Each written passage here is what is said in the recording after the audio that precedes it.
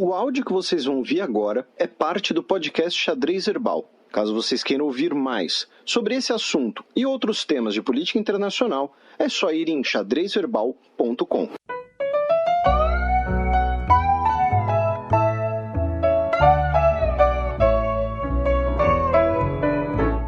Check. Cafillo, ¿dónde estaba cuando caíste en desgracia? El que siempre acompañó. A Arábia Saudita acusa o Irã por 2 navios sabotados. Nós tivemos 2 petroleiros sauditas, né, na costa dos Emirados Árabes Unidos, na domingo, dia 12, que foram alvos de uma sabotagem, tá? Essa foi, assim, a manchete, essa foi a declaração. Eles estavam, inclusive, né, perto do Estreito de Hormuz, que é a principal passagem estratégica ali do Golfo Pérsico, é o acidente geográfico que define a entrada do Golfo Pérsico. E os Emirados Árabes Unidos declarou que, além dos 2 navios sauditas, tá, outros 4 navios teriam sido alvos, né, de operações de sabotagem. 2 de bandeira norueguesa e 2 de bandeira dos próprios Emirados Árabes Unidos. Essa foi a informação no início da semana. E aí, segundo, né, as informações, né, foi de que não houve vítimas, não houve vazamento de petróleo, porém teriam ocorrido danos significativos às estruturas dos navios. E por isso, era muito provável que os sabotadores seriam ali profissionais, seriam pessoas que saberiam o que estavam fazendo, né, para conseguir realizar essa operação de danificar os navios sem causar grandes danos, sem causar grandes vazamentos. Esse foi, né, digamos assim, a principal notícia do final de semana. Isso no final de semana, tá? Aí, na segunda-feira, no nosso horário, nós tivemos a Arábia Saudita dizendo que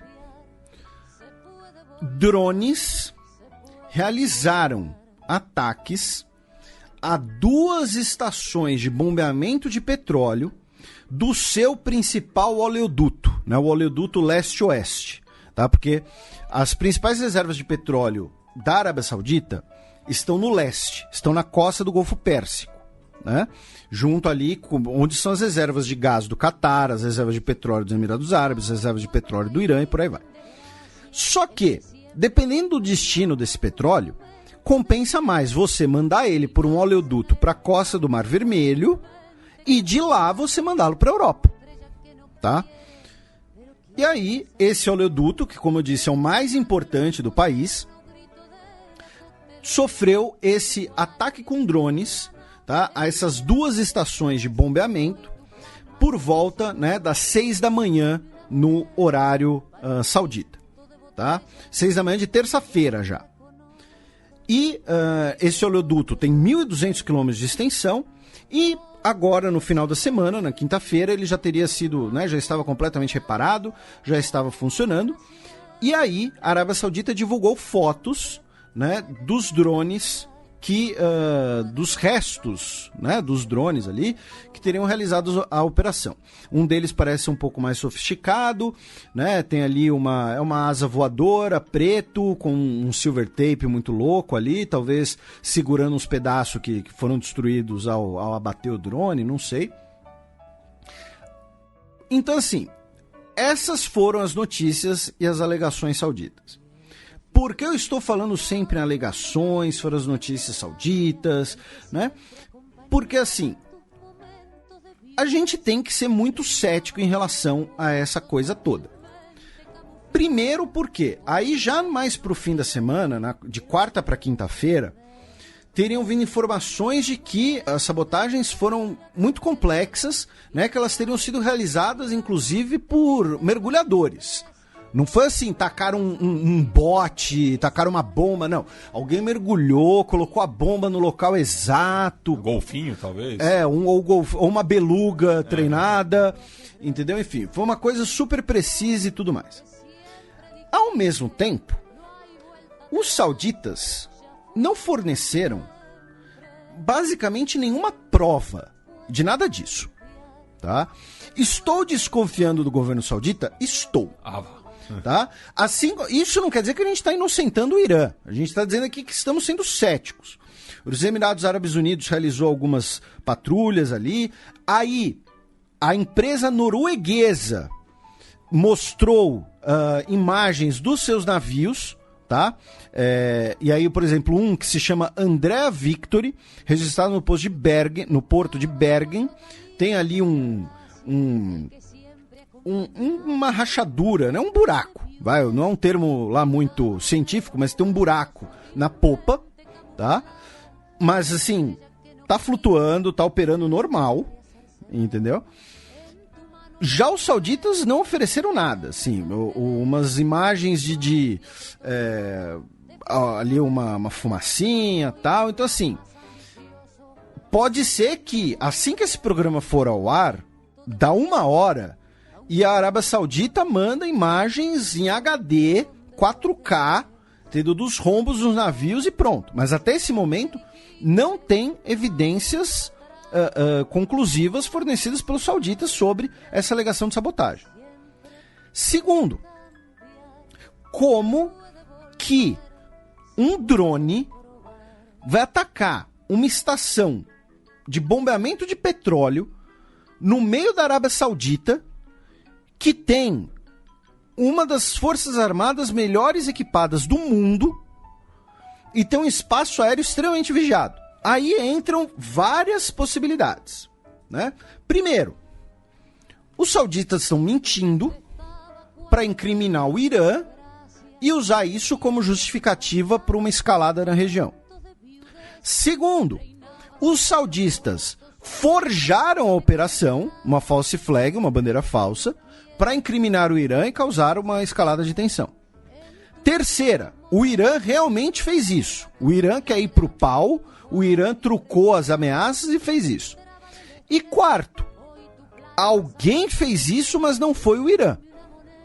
E aí esse alguém pode ser um terceiro governo, esse alguém pode ser, sei lá, dissidências que querem complicar a situação para o MBS, pode ter sido, sei lá, o Daesh, a Al-Qaeda, não sei, um ator que a gente não sabe quem é. É justamente isso que significa não sei, tá? Não deixa de ser curioso também, que aí muita gente, né, se beneficia com isso, mas que essas denúncias, esses ataques, causaram uma leve alta do preço do barril de petróleo. Ou seja, teve gente ali que pode ter ganho uma graninha, assim, não foi nada de demais, tá? Foi ali um crescimento de 1,5% só no preço. Mas assim, também pode ter sido gente que ganhou dinheiro. Outro dia teve lá aquele cara que atacou o ônibus do Borussia Dortmund, fingindo ser terrorista, porque ele tinha ações do clube. Pois é. Né? Então assim, tem essas possibilidades. Aqui a gente não tem como cravar nenhuma, a gente duvida de todas. Esse é o ponto.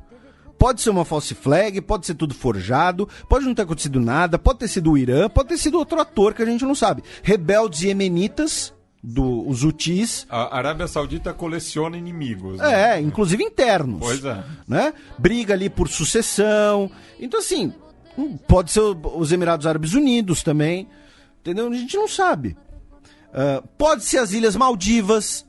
Que ninguém fala nada. Ninguém fala nada. As Maldivas estão aí, pode estar aí sabotando o navio por aí. Ninguém. Ah, não, a Maldiva não. Pode ter sido a Islândia. Você confia nos islandeses? Eu não confio. Os caras batem lateral na área que nem o Cuca.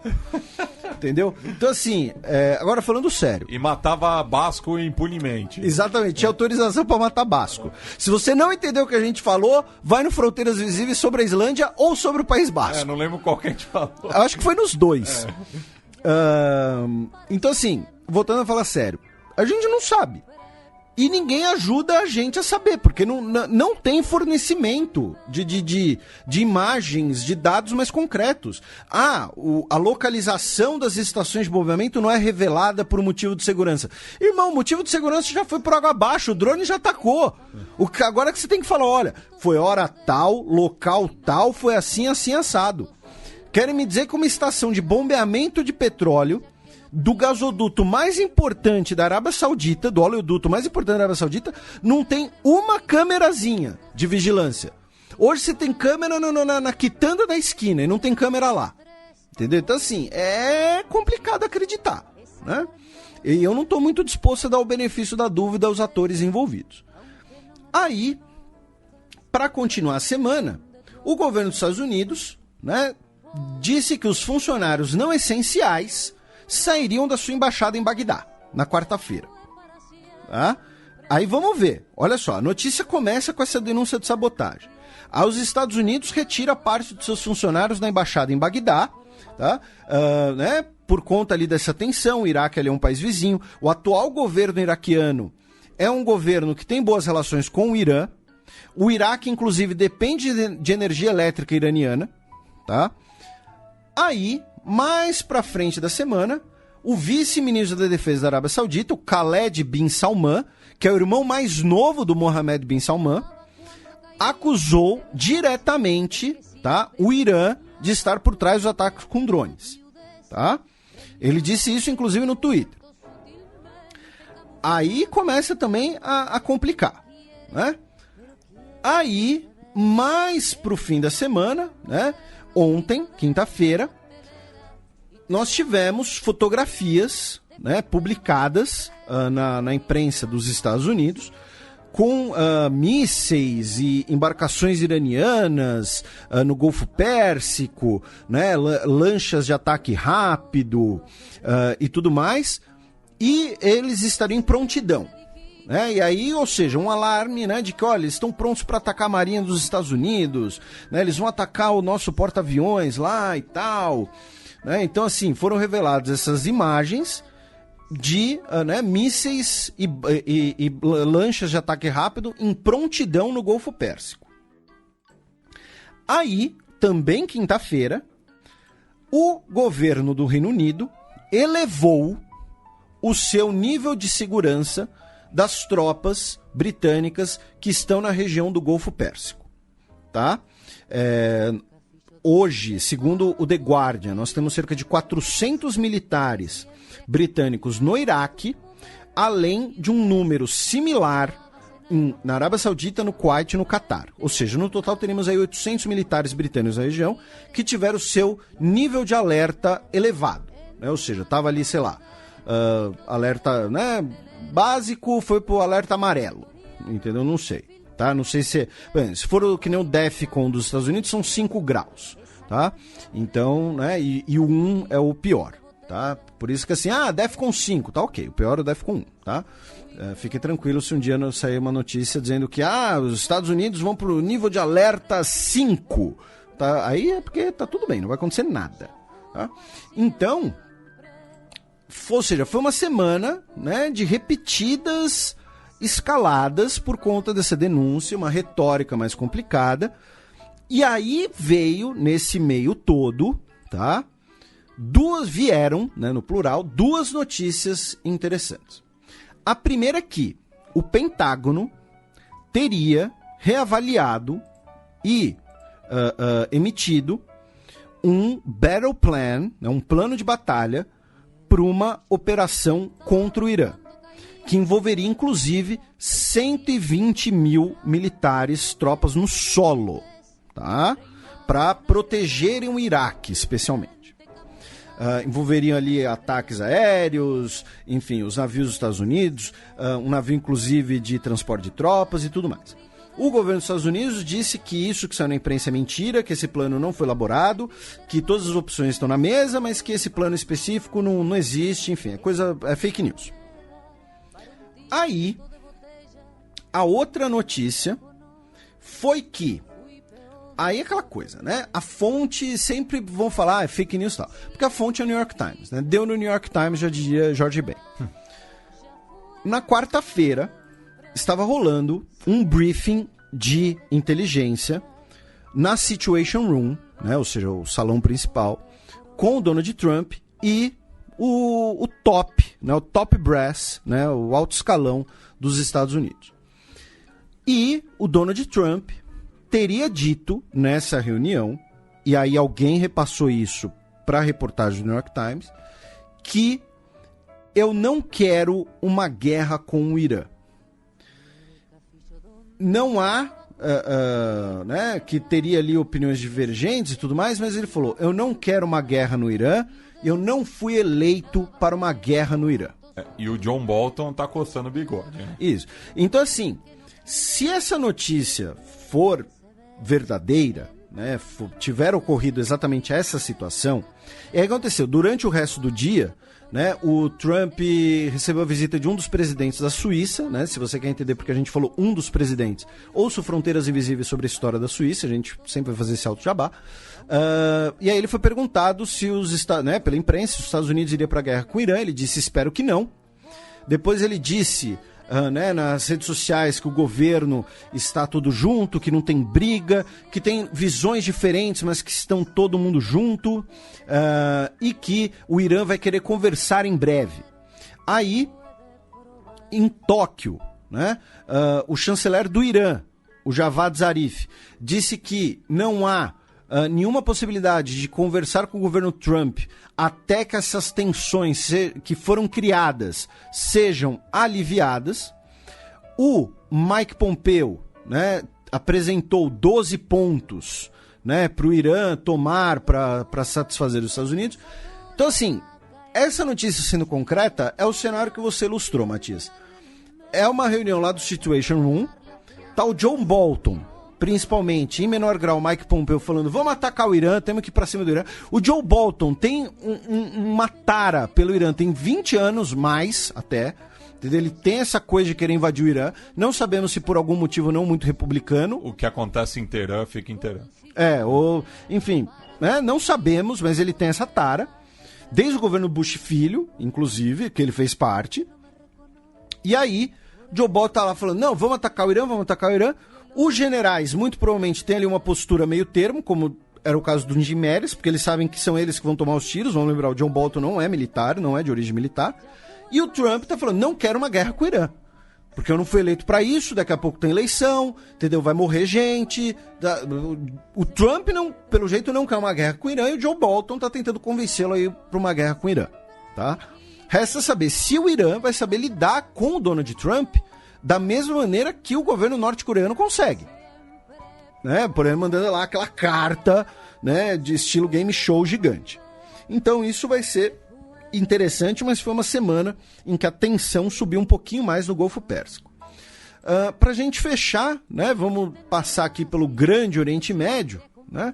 Ou seja, não vamos nos limitar ali ao Oriente Médio geográfico, começando a leste, no Paquistão, onde tivemos um ataque terrorista na cidade portuária de Gwadar, no sábado, dia 11. 3 homens invadiram um hotel de luxo na cidade, deixaram pelo menos uma pessoa morta, tá, que era um dos seguranças do local, inclusive. O Exército de Libertação do Baluchistão reivindicou a autoria.